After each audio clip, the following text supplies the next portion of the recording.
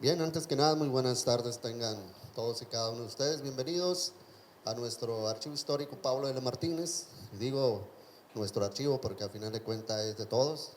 Este archivo, pues desde que estamos nosotros aquí al frente, pues ha sido un archivo de puertas abiertas, de recibir obviamente todas aquellas instituciones que estén enfocadas fundamentalmente al conocimiento histórico, y también nosotros mismos hemos incursionado en la cuestión de la ciencia y la tecnología.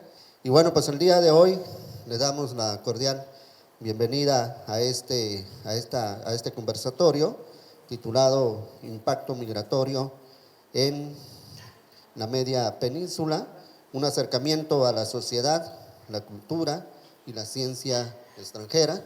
Pues obviamente quienes vivimos en este estado sabemos perfectamente lo que implica la presencia extranjera en diversos ámbitos, en la cultura, en la ciencia, en la tecnología, en la economía, en la política, la presencia de los extranjeros en Baja California Sur. Agradezco en este conversatorio a COSIT, a la Universidad Autónoma de Baja California Sur, a CIMNOR y obviamente pues este archivo histórico Pablo L. Martínez, que en nombre del Instituto Sudcaliforniano de Cultura, pues obviamente les damos la cordial bienvenida, y también pues obviamente un cordial saludo de parte de nuestro director general, el licenciado Víctor Hugo Caballero, ¿no? Entonces pues sean bienvenidos y les dejo la palabra aquí.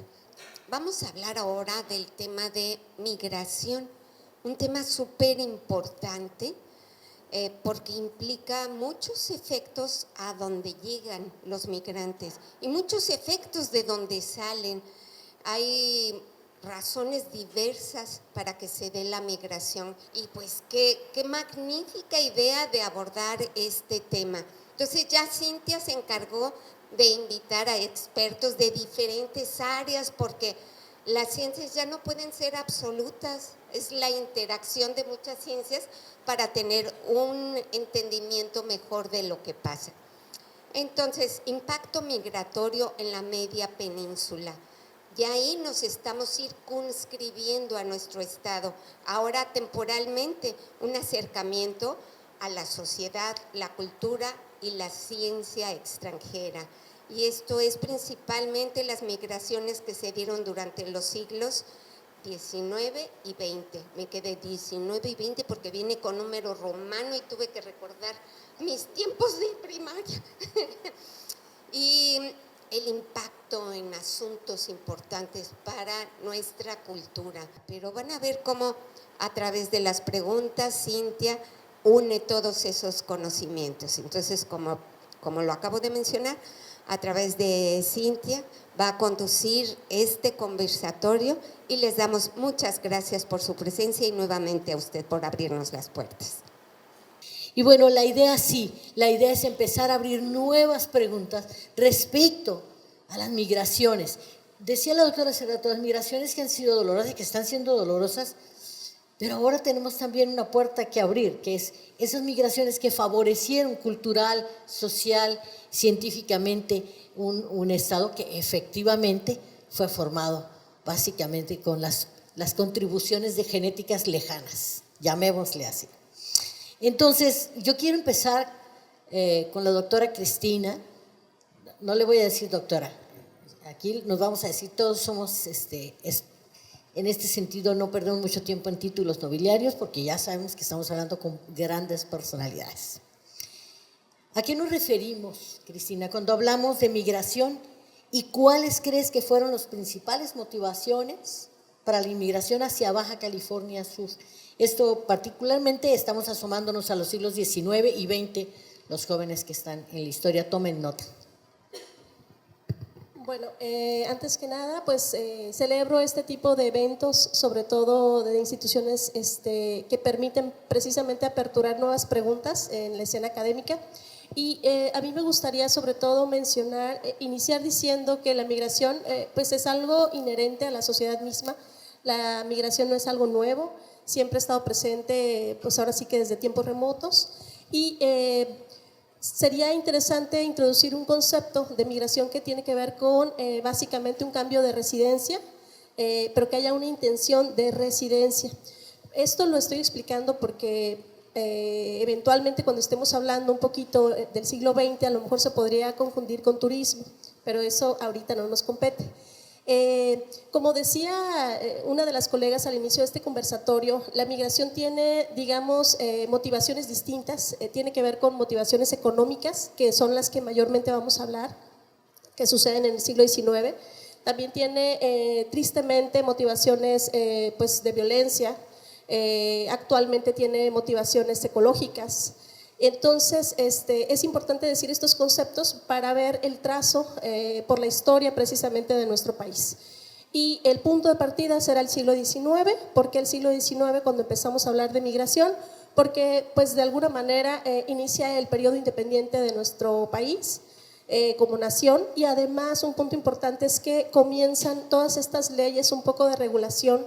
También va a haber años muy importantes en este siglo XIX, particularmente serán 1823, 1875, donde existen todas estas leyes de colonización, y para el caso del noroeste mexicano, particularmente la media sur o la parte sur de la península de Baja California, van a cobrar gran relevancia, porque vamos a ver que con la apertura de puertos, con estas leyes de colonización, raudales, a lo mejor estoy exagerando un poquito, diferentes nacionalidades van a venir a anclarse a esta región, y de las nacionalidades que estamos hablando pues van a ser de ingleses, por ahí algunos historiadoras nos han dicho filipinos, franceses, estadounidenses lógicamente, y la primera será la motivación económica, con fines de alguna manera establecerse en estos puertos y comenzar a practicar la actividad comercial, y posteriormente esa motivación irá cambiando, que me imagino que en algunos momentos más vamos a retomar. Básicamente eso quería decir. Gracias. Muchísimas gracias. Pues Guadalupe Amador también en este mismo tenor, abriendo un poco este diálogo. La primera pregunta que se antoja me parece pertinente para abordar el tema desde otra perspectiva sería: ¿cuál a su juicio ha sido la influencia más significativa, por ejemplo, para pensar una carrera de lenguas extranjeras, ¿no? Muy buenas tardes a todas y todos, agradezco mucho la invitación. Bueno, ¿por qué crear una carrera en lenguas extranjeras? A principios de los 80s, los años 90s, hubo un aumento en el interés de la población sudcaliforniana por aprender otras lenguas extranjeras, ¿no? No nada más el inglés, que pues como sabemos ha sido la lengua dominante, pero empezó a surgir este interés por otras lenguas. Empezaron, por ejemplo, en la Universidad Autónoma de Baja California Sur a impartir clases de francés a finales de los 70s, me comentan por ahí del 79, todavía no existía el Departamento de Lenguas Extranjeras, pero una profesora pues migrante francesa empieza a dar clases de francés, ahí se le suman más adelante otras colegas y pues empieza a desarrollar la enseñanza de otros idiomas. El Departamento de Lenguas Extranjeras se crea en los 90s y empiezan a proponer lenguas como el alemán, el francés, que pues aquí la verdad no había mucho en donde aprenderlas, y fueron precisamente estas profesoras migrantes pues ya establecidas aquí en nuestro estado, la profesora Chantal Schnoller, quien era pues de origen francés, y la profesora Bärbel Singer, también alemana ella, que junto con una profesora mexicana, Irma Holm, tienen esta idea de crear una licenciatura en lenguas modernas, porque no era como suficiente el estar dando estos cursos que sí eran muy interesantes, pero también se limitaban mucho a cierto nivel de la lengua, no aprofundizaban los conocimientos, no se veía cuestiones más académicas. Entonces fue como un sueño de ellas el crear esta licenciatura, que al principio mucha gente estaba, digamos que no creía mucho en el éxito que pudiera tener esta licenciatura, pero pues trabajando duro lograron convencer a mucha gente, crearon la licenciatura y a partir de este momento pienso que se desarrolla, digamos, de una manera más profunda la enseñanza de las lenguas, sobre todo ya a un nivel académico, ¿no? Gracias. Muchísimas gracias. Vamos a empezar a desentrañar en un rubro que parece más lejano a las humanidades, pero cada día se acerca más cuando charlamos con ellos, con los biólogos y las biólogas. Pedro Peña está aquí en principio por una aventura, es aventurero de la historia también, entonces lo vamos a robar un rato para nuestras filas, como historiador desde la biología, algún momento. Pero lo otro es que él mismo ha experimentado y a lo largo de casi 50 años de la vida académica que tiene el CINOR, le ha tocado también ver pasar a varios extranjeros.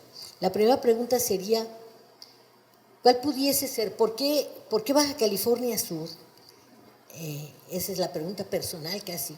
¿Cómo y cuándo decide Pedro Peña venir a Baja California Sur como un destino viable para la investigación científica? Bueno, buenas tardes a todos. También quiero extender mi agradecimiento por haberme invitado acá como conejillo de Indias. Cuando decidí que este era un buen lugar para desarrollar una actividad científica fue entre el 7 y el 18 de julio de 1999. Fue la primera vez que yo vine a Baja California Sur, de hecho a La Paz. Fue la primera vez que aterricé para hacer un viaje de campo en la península, que era mientras estaba haciendo mi doctorado. Entonces, ahí entendí, me di cuenta de que esta región como sistema de estudio, que era lo que yo entonces estaba buscando, era un lugar ideal, ¿no? Para llegar a ese julio de 1999 ocurrieron un montón de casualidades previas y posteriormente a eso también ocurrieron algunas casualidades, momentos de buena suerte y de estar en el lugar cuando tocaron los momentos de buena suerte, ¿no? Pero es interesante porque las casualidades previas para llegar a México en concreto y luego acabar en Baja California Sur fue que estando en unas conferencias en España yo escuché a dos investigadores mexicanos que me dejaron muy fascinados. Uno era el doctor Ezequiel Escurra y otro es el doctor Sergio Guevara. Y después, cuando yo traté de buscar un lugar para hacer mi doctorado, escribí a ambos y una de las casualidades es que uno de ellos me contestó, el otro no me contestó y entonces ya fue como un dilema resuelto y finalmente pasaron otras circunstancias parecidas, ¿no? Entonces, un poco la decisión tiene un componente de por dónde te va llevando el azar y decisiones previas, ¿no? Pero bueno, la razón principal por la que yo vine a México y a hacer el doctorado era porque quería trabajar en regiones áridas, que era el área que a mí me interesaba trabajar. Y aquí lo descubrí en esas conferencias. Había una escuela de ecología y de biogeografía en zonas áridas muy, muy interesante, ¿no? Que yo no conocía entonces en aquel momento. Gracias. Muchísimas gracias. Ya como que se empieza a tejer ahí el telón de fondo, ¿no? Cristina, ¿por qué considerar que la presencia extranjera hubiera dejado alguna huella significativa, ¿no? Y estamos hablando de diferentes décadas y diferentes momentos. Y por supuesto, Me refiero, por ejemplo, a la mentalidad o a la cultura local. ¿Dónde es posible husmear este asunto? De repente a mí se me vienen algunos poblados, pero hablemos de este. Iniciando un poquito, retomo un autor, García Tizón nos menciona que hay diferentes fases por las que pasa el proceso migratorio. Una de ellas es la preparación, la siguiente sería el acto migratorio, hay una tercera que sería el asentamiento y finalmente la que voy a retomar para contestar parcialmente esta pregunta sería la integración. ¿Por qué integración? Porque de alguna manera para el siglo XIX a lo mejor con todas estas alusiones de la historiografía podemos trazar una relación de esta huella, tal como lo mencionaba Cintia, a lo mejor principalmente los enclaves mineros como el Triunfo, como el Boleo, por ejemplo, en Francia, nos queda bastante claro según la aportación de los historiadores. No sé, se me viene a la mente de pronto la música, por ejemplo. Sin embargo, para el siglo XX, por eso digo contestar parcialmente, considero que aún es algo que se está gestando, es un proceso que aún no termina y por ello se requieren precisamente ahondar un poquito más en investigaciones, hacer nuevas preguntas, pero sobre todo verlo de una manera integral, con el trabajo de demógrafos, con el trabajo de historiadores, politólogos, personas especialistas a lo mejor en la ciencia, para realmente valorar esa huella que, como te decía, al inicio del siglo XIX, a lo mejor por estas alusiones históricas las tenemos más claras y podemos decir que en efecto sí hay huella. Y para el caso del siglo XX, volveríamos con la contestación de que sí hay huella, pero aún se requieren más investigaciones. Tan es así, veo pues, personas muy jóvenes, muchos estudiantes que les toca nacer en este siglo, pero a muchos de nosotros, pues nos toca nacer en el siglo anterior. Entonces, pues ahora sí que esa huella, esa influencia aún está pues, por terminar de gestarse. Me gustaría rápidamente leer una cita muy breve de un discurso que retoma Lorela Castorena y me parece bien interesante, del Club Rotario de 1951, porque menciona acerca de las familias que envían a sus hijos hacia los Estados Unidos y menciona: las familias de posición económica desahogada se conformaban con enviar a sus hijos a San Diego, Los Ángeles o San Francisco por unos cuantos años, de donde algunos regresaban hablando inglés y mascando chicle. Cierro la cita, pero me parece muy interesante esta alusión para saber precisamente dónde inicia ese nexo con el extranjero, dónde termina, y que, como digo, pues todavía sigue en formación, conformándose todavía. Gracias, Cristina. Guadalupe, decíamos en el caso de las lenguas, huellas, rastros, si hay un vehículo por el cual viaja definitivamente la cultura, pues es la lengua, ¿no? Decíamos, no hay un trabajo que haya compilado, o por lo menos hasta ahorita no se ha podido tener a la mano, pero si hay alguna identificación, debe de haber, yo no lo quiero decir porque a lo mejor me equivoco públicamente, pero debe de haber ya indicios muy claros sobre ese impacto. ¿Podrías platicarnos algo? Un impacto para empezar a la investigación, ¿no? Para desarrollarla, claro. Pues para empezar ha aumentado muchísimo las escuelas que proponen el francés como lengua extranjera, ¿no? Ahorita son escuelas privadas, pero pues esperemos que esto crezca un poco más. También ha aumentado la comunidad francesa. Hace poco, hablando con él, aquí hay un cónsul honorario francés, señor Cédric de la Chapelle.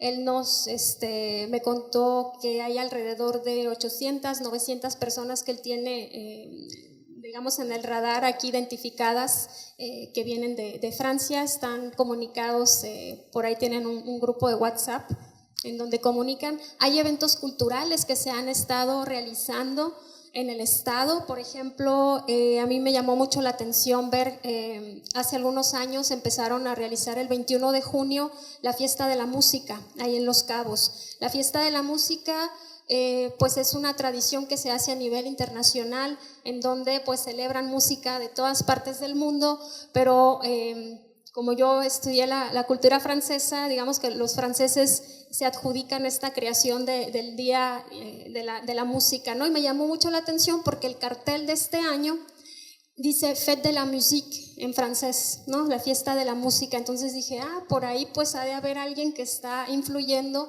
en esta celebración, ¿no?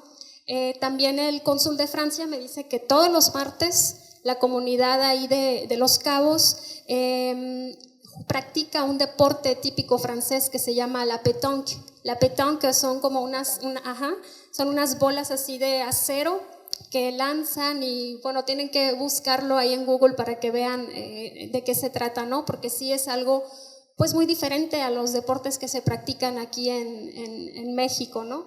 También pues hemos visto un notorio crecimiento de establecimientos franceses, cafés, vemos restaurantes. Entonces pienso que por ahí cada vez se proponen también, como digo, más cursos de francés. Ahorita, por ejemplo, la Universidad Autónoma tiene un centro de certificaciones francesas que está avalado por el Ministerio de la Educación Nacional Francesa. Es el único en el estado, aquí lo tenemos afortunadamente en la UAPS. Entonces hay indicios, ¿no? También cada año se participa en el programa de asistentes de idioma México-Francia, en donde nosotros en la UAPS tenemos la fortuna de recibir asistentes franceses que vienen. Ahorita tenemos actualmente trabajando con nosotros 2 chicas francesas que vienen precisamente como embajadoras de la cultura francesa, ¿sí? No vienen tanto a enseñar la lengua, sino vienen a enseñar la cultura. Entonces pienso que todo eso deja un impacto en nuestros alumnos, que a su vez lo reflejan también con sus familias, y va habiendo como que una ola, ¿no? En donde se empapa la gente de estos conocimientos. ¿Aceptaría, o en el terreno de los científicos, se aceptaría esa influencia si la hubo, si no se sabe, o si es un continuo? Es decir, no tiene una época precisa, si debíamos indagar en la ciencia y esta influencia. Especialmente para Baja California, porque hasta donde yo sé, como hasta mitad del siglo XX, cuando el Estado mexicano institucionaliza, valga la redundancia, instituciones científicas, gran parte de la investigación que yo conozco, al menos académica en ciencias naturales, está hecha por investigadores naturalistas, sobre todo norteamericanos, y previamente novohispanos también, ¿no? Novohispanos o españoles de origen, ¿no? Durante el periodo jesuita, ¿no? Yo creo que hay un periodo, se puede separar un periodo antes de la existencia de instituciones científicas locales, que además son coincidentes en ambos estados, ¿no? Hace 50, 60 años más o menos, ¿no? Hasta ese momento los científicos eran gente que pasaba por acá, ¿no? Venía y se iba, y dejaron un legado muy importante, pero digamos la región era objeto de estudio, pero a partir de los 50, cuando se institucionaliza esa actividad en la región, se convierte también en lugar donde digamos, están viviendo y están generando no solo el trabajo científico, sino lo que trataba de explicarles antes, esa red, esa conexión local a la conversación universal, ¿no? Antes eran como el objeto de estudio, y a partir de mediados del siglo XX empezó a ser un participante más la comunidad, tanto obviamente de los investigadores o académicos mexicanos como los que provenían de otras regiones del mundo, ¿no? Sabía que tarde o temprano cayó algo aquí en la gratificación de esta conversación. Muchos momentos, pero particularmente esto fue muy grato y todo el mundo estuvo tomando nota, doctor. Muchísimas gracias a Pedro. Bueno, yo con esto he cerrado, dijéramos, el grupo de preguntas que habíamos preparado para para motivar estas provocaciones de la historia, de la ciencia, de la lengua.